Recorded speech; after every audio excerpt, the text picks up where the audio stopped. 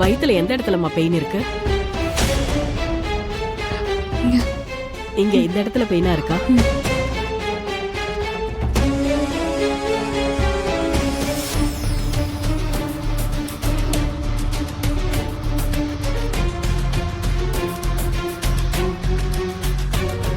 உண்மையாவே உனக்கு அஜீர்ணம் தானாமா? ஆமா டாக்டர். உண்மை சொல்லு, டேட் தள்ளி போய் எத்தனை நாள் ஆச்சு? டாக்டர் டாக்டர் என்ன மன்னிச்சிருங்க டாக்டர்.